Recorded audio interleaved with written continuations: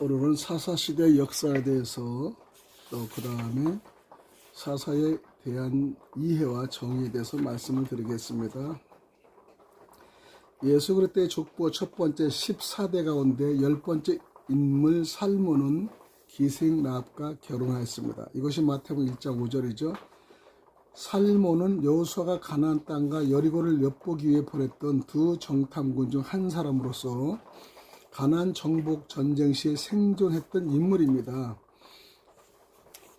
또한 13번째 인물 이새는 사무엘 선지자 시대에 생존했던 인물이죠. 사무엘상 16장 1절입니다. 그러므로 예수 그리스도 족보의 첫 번째 14대 가운데 살몬 10대부터 이새 13대까지는 사사시대와 겹치는 시대임을 우리가 알 수 있습니다.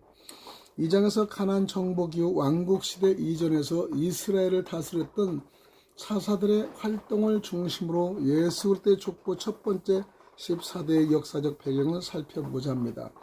가나안 땅에 정착한 이스라엘 12지파는 여호수아가 사는 날 동안 그리고 하나님의 광야 40년과 가나안 정복 과정에서 행하신 모든 큰 일을 본 장로들이 살아있는 동안에는 하나님을 잘 섬겼습니다. 그러나 여호수아와 장로들이 죽고 그 후에 일어난 다른 세대는 여호와를 알지 못했고 여호와께서 이스라엘을 위하여 행하신 일도 알지 못했습니다. 이것이 사사기 2장 10절이죠.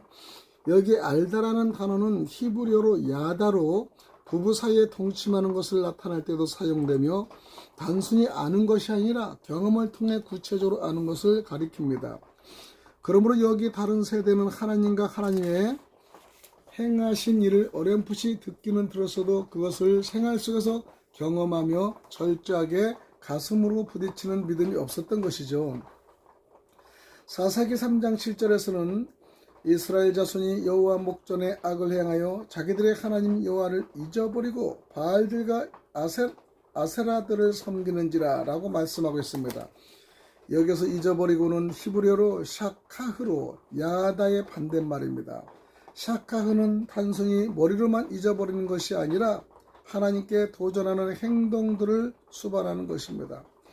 하나님을 알지 못하고 하나님을 잊어버린 다른 세대는 하나님의 목전에서 악을 행하고 다른 신을 섬기며 특히 바알과 아스다로스를 섬겼습니다. 이것이 사사기 2장 7절 13절 내용이죠. 실로 이스라엘 사사시대 340년은 여호와를 알지 못하는 영적 암흑가였습니다. 이 시대를 한마디로 요약하면 사사기 21장 25절에 보면은 그때 이스라엘 왕이 없었으므로 사람이 각각 그 소견에 오른 대로 행하였더라 라고 하신 말씀입니다.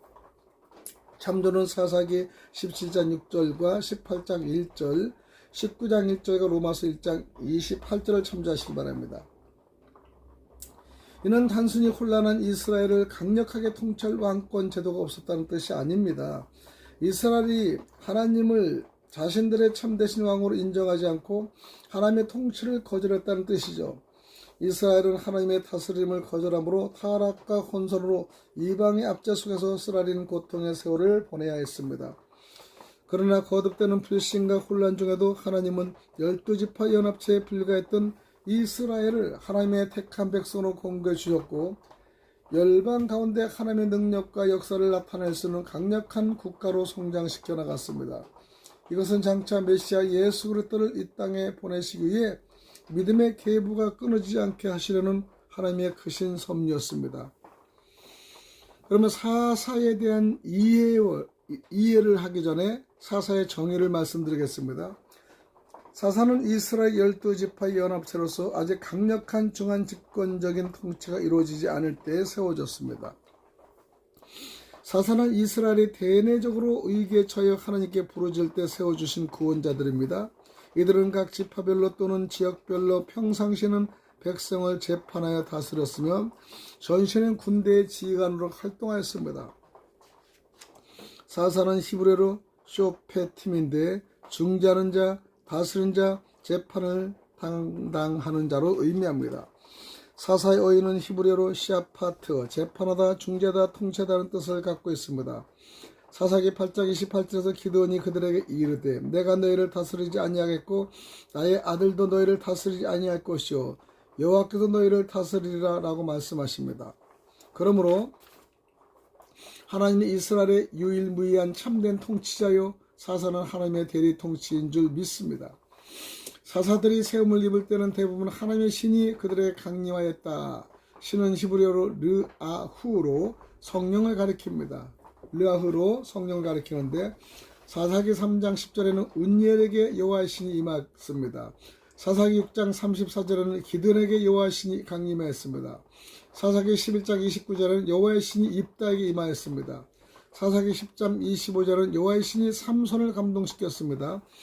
이렇듯 사사의 시작은 신적 기원을 가지고 있습니다. 그래서 성경에서는 사사를 가리켜 하나님을 대신한 한 구원자라는 표현을 쓰고 있는 것입니다. 성경에 나오는 사사는 크게 12명인데요. 이들은 순서대로 다음과 같습니다. 첫 번째 운니엘, 두 번째 에톳, 세 번째 삼갈, 네 번째 드보라, 다섯 번째 기드온, 여섯 번째 돌라, 일곱 번째 야일이고요. 여덟 번째 입다입니다.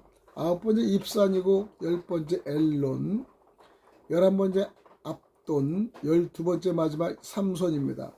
12명의 사사들 가운데 운니엘, 에톳, 드보라, 기드온, 입다, 삼손 6명은 그 행정이 길고 상세여 대사사로 분류되며 또 삼갈과 돌라, 야일, 입산, 엘론, 압돈 6명은 소사사로 분류되었습니다. 짧게 기록된 사사들의 경우도 어느 인물 후에 혹은 뒤에 일어났다고 하는 등장 배경이 분명히 제시되어 있습니다. 이것이 사사기 3장 31절과 11절, 13절 참조하시기 바랍니다. 이는 하나님의 구원 섭리가 역사 속에서 끊이지 않고 지속되었음을 명확히 보여줍니다. 하나님은 민족적 위기가 닥칠 때뿐 아니라 특별적 외적의 침략이나 압제가 없는 평화 시에도 사사들을 보내어 자기 백성에 대한 계속적인 관심과 사랑을 보여주었습니다. 사사들은 대체로 약점이 많은 사람들이었다는 점이 눈길을 끕니다. 에톳은 왼손잡이로 오른손이 불구인 자이며 삼갈은 농부 혹은 목자 출신이고 드보라는 여자였습니다. 기드온은 허약하고 가장 작은 자였으며 입다는 기생의 자식으로 본처의 자식들로부터 쫓겨난 잡녀와 함께였으며 삼손은 도덕적으로 매우 타락한 결점을 가지고 있습니다. 그러나 하나님이 함께여 사명감에 충만할 때 그들은 누구보다도 강한 자였고 대적의 손에서 그 백성들을 구출하는 그 시대의 위대한 구원자였습니다. 이처럼 불완전하고 약점이 많은 사람들을 사사로 세워 이스라엘을 구원하신 것은 이스라엘의 참 구원자와 참 통치자는 인간이 아니라 하나님이심을 보여주기 위함입니다. 하나님 외에 다른 구원자는 없습니다. 인간의 불신과 폐역 속에서 하나님의 무한한 긍휼과 자비와 사랑은 더욱 선명하게 드러난 것입니다. 두 번째 사사시대의 특징에 대해서 말씀을 드리는데 사사시대는 이스라엘 역사에서 가장 암울한 시기로 신앙적, 도덕적으로 가장 폐역한 시기입니다. 첫 번째 사사시대는 하나님의 목전에 악을 행한 시대였죠. 사사기 2장 11절에 보면요. 이스라엘 자손이 여호와의 목전에 악을 행하여 이렇게 되어 있죠. 이 악은 여러 가지 형태로 나타나는데 첫 번째 가나안 족속을 완전히 멸하지 않았다는 악입니다. 하나님은 가나안 족속을 진멸하라고 명령합니다. 그들은 진멸하지 않으면 그들이 자기의 신들에게 행하는 가증한 일을 매우 배우게 될 것이라고 경고합니다. 또한 그들을 쫓아내지 않으면 그들이 올무와 채찍게 될 것이며 결국에는 이스라엘이 쫓겨나게 될 것이라고 여호수아 23장 13절 그 다음에 사사기 2장 3절에 말씀을 드렸습니다. 그러나 이스라엘은 불순종하여 가나안 족속을 완전히 쫓아내지 않았습니다. 사사기 1장은 이스라엘이 가나안 족속을 쫓아내지 못한 사실을 거듭 증거하고 있죠. 골짜기 거민들은 쫓아내지 못했으며 사사기 1장 19절이고요.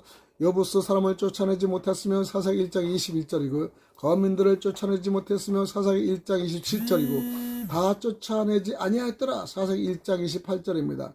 또 가나안 사람을 쫓아내지 못했으며 사사기 1장 29절이고 거민을 쫓아내지 못했으며 사사기 1장 30절입니다. 릅 거민을 쫓아내지 못하는 것이 사사기 1장 31절이며 베스메스 거민과 벳아낫 거민을 쫓아내지 못하고 한 것이 사사기 1장 33절에 증거하고 있습니다. 이렇게 쫓아내지 못하는 거예요. 두 번째는 우상을 숭배했습니다. 이스라엘은 가나안 족속을 완전히 쫓아내지 않으면서 결국 그들의 우상을 섬기게 되는 것이죠. 쫓아내지 않았기 때문에 이런 현상이 일어난 겁니다. 바알들을 섬기며 사사기 2장 21절에 아스타롯을 섬기며 사사기 2장 13절 그의 다양한 다른 신들을 섬겼습니다. 하나님이 제일 미워하는 우상 숭배에 빠졌으니 나라 전체가 고통의 암흑가에 들어가지 않을 수 없었던 것이요. 우상을 가장 싫어하지 않습니까? 하나님은요.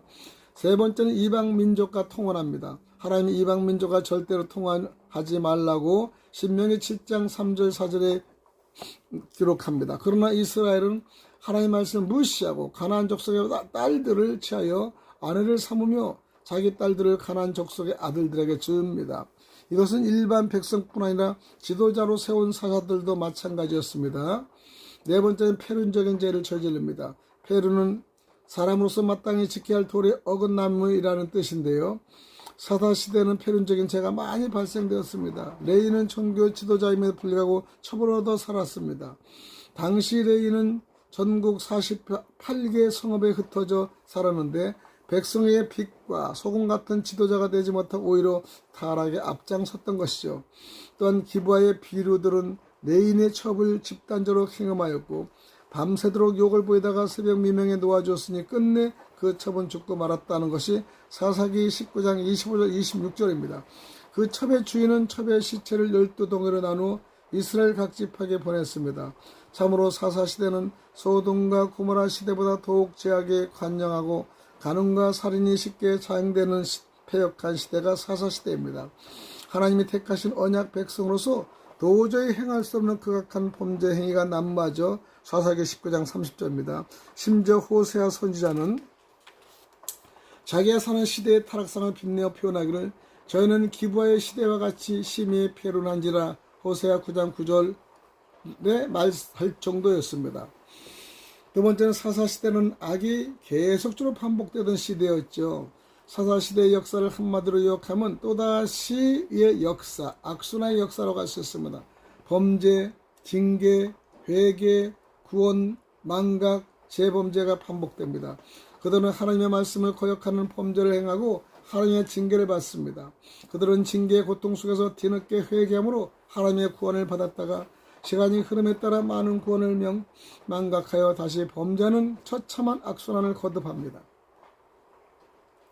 이런 악순환의 역사는 전 인류 역사도 재현됐고요. 이것은 바로 오늘 나약한 우리 인생의 개인사이기도 하죠. 범죄는 이스라엘 백성이 하나님을 잊어버리고 바알이나 아세라와 같은 우상을 섬겨서 하나님 목전에 악을 행하는 것이 범죄입니다. 이것이 사사기 3장 10절입니다. 징계는요, 이스라엘 백성이 악에 하나님의 진노를 격발시킬 하나님이 이방으로 하여금 이스라엘 압제하도록 하여 이스라엘이 이방 나라를 섬기하는 고통의 시간을 가리키는 징계입니다. 사사기 3장 8절입니다. 회개는요, 이스라엘 백성이 고통 속에서 다시 하나님을 찾고 하나님을 부르짖는 것이 회개입니다. 이것이 사사기 3장 9절입니다. 구원은요, 하나님이 회개하는 이스라엘 백성에게 사사를 구원자로 보내어 이방의 압제에서 건져주시는 것이 구원입니다. 이것이 사사기 3장 9절 10절입니다. 망각은요, 태평한 세월 속에서 이스라엘 백성이 다시 하나님을 잊어버리는 것이 망각입니다. 사사기 3장 11절이죠. 재범죄는 이스라엘이 다시 우상을 숭배하며 하나님의 목전에 악을 행하는 것이 재범죄인데 사사기 3장 11절입니다. 이런 악순환이 거듭될수록 타락의 양상은 다양해지고 심화되어 점점 악의 고렁에 빠지게 되는 것이죠. 이 악순환은 인간의 전적 타락과 전적 부패, 전적인 영적 무능력으로 기인되는 것이죠. 이 부패성과 영적 무능력은 인간 본성의 모든 면과 모든 기능에까지 퍼져 있습니다. 이것은 아담이 타락한 후에 지속적으로 물려받은 것이죠. 로마서 5장 12절은 이러므로 한 사람으로 말미암아 죄가 세상에 들어오고 죄로 말미암아 사망이 왔나니 이와 같이 모든 사람이 죄를 지었으므로 사망이 모든 사람에 이르러니라 라고 말씀하십니다. 이것이 로마서 5장 19절입니다. 이스라엘의 끊임없는 폐기와 심화에 되는 타락 속에서 하나님의 사사들을 보내어 그들을 건지신 것은 장차 인류의 끊임없는 죄와 속에서 예수 그리스도를 보내시어 그들을 사단의 압제에서 건져주실 것에 대한 예시적 전망입니다. 사사들이 그 시대의 구원자였다면 예수 그리스도는 타락한 세계에 유일하시고 영원하신 구원자이시라는 것을 이사야 43장 17절, 호세 13장 4절로 알 수 있습니다. 예수 그리스도 외에는 다른 구원의 길은 없다. 요한복음 14장 6절과 사도행전 4장 12절의 말씀입니다. 오늘 여기까지 하겠습니다. 샬롬.